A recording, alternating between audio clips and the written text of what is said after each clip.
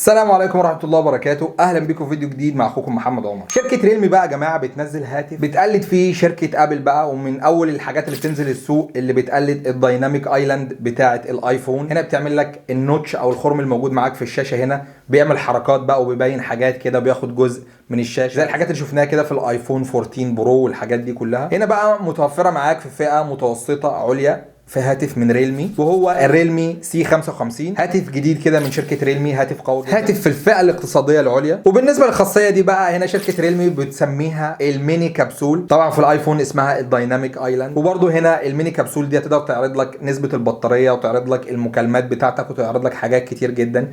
يعني بتقلد بشكل كبير جدا شركه ابل. وخلونا نعرف بقى مواصفات الهاتف بالكامل. وخلونا نبدا اول حاجه مع تصميم الهاتف. الهاتف هنا بيجي من البلاستيك بالكامل، الفريم والظهر كل حاجه فيه من البلاستيك او البوليكربونات. والهاتف هنا تقدر تركب له شريحتين 4G، وتقدر تحط له كارت ميموري لحد 1 تيرا. تصميم الهاتف من الظهر البامب اللي فيه العدستين الواسعين جدا، وجنب منهم الفلاش، وبمحاذاتهم لوجو ريلمي. طبعا التصميم ده مألوف في كذا هاتف من شركه ريلمي. وبالنسبه لتصميم الهاتف من الامام، الشاشه زي ما احنا شايفين شاشه بتستحوذ على معظم الواجهه الاماميه للهاتف، ولكن في بيزل ملحوظه جدا اسفل الهاتف. الشاشه هنا من نوع IPS LCD بحجم 6.72 بوصه، بدقه فول اتش دي بلس، بكثافه بكسلات 392 بكسل بير انش. شده سطوع الشاشه هنا بتوصل لحد 680 نيتس، ودي شده اضاءه قليله نوعا ما. شايفين هواتف في الفئه السعريه دي بتوصل لحد 1900 نيتس كمان. معدل تحديث الشاشه هنا 90 هرتز، يعني شاشه فول اتش دي كده بتقدم معاك الغرض وبتظبط لك الدنيا كده، حاجه شغاله معاك. المعالج الموجود في الهاتف هنا معالج من شركه ميديا تك، وهو الهيليو جي 88.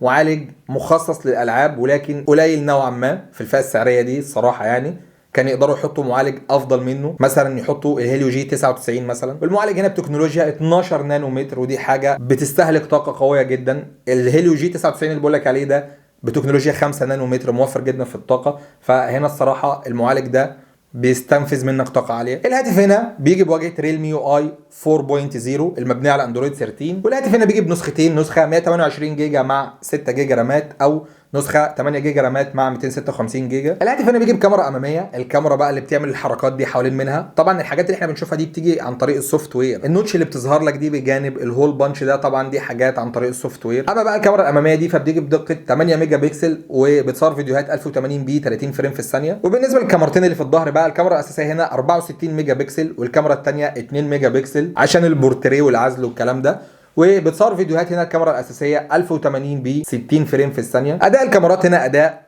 بيقدم معاك الغرض، اداء متواضع نوعا ما، يعني مش حاجه قويه جدا.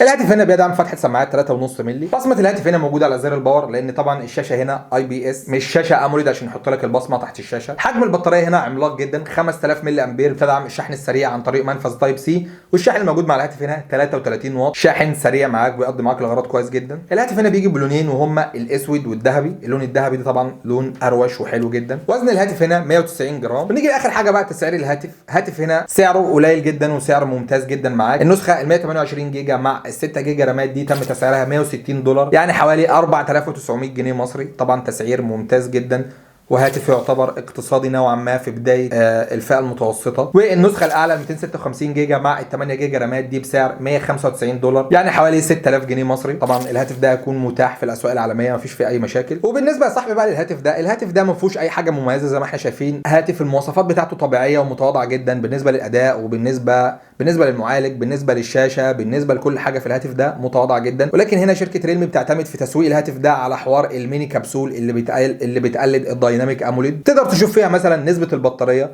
تقدر لما تحط الشاحن بتاعك تشوف الاشعار ان الهاتف بيشحن معاك. تقدر تشوف برضو ان الهاتف اكتمل الشحن معاك في النوتش اللي هي بتظهر لك دي. يعني حاجات يعني لو شاب صغير مثلا عايز حاجه روشه في الحوارات دي، يقدر يشتري الهاتف ده مفيش اي مشاكل. وبس كده، دي كل حاجه عن الريلمي سي 55. لو عجبك الفيديو بقى ما تنساش تعمل لايك للفيديو، تعمل سبسكرايب للقناه، وتفعل زر الاشعارات عشان توصلك كل فيديو جديد على القناه ان شاء الله. سبحانك اللهم وبحمدك، اشهد ان لا اله الا انت، استغفرك واتوب اليك. من دلوقتي الفيديو الجاي في حفظ الله.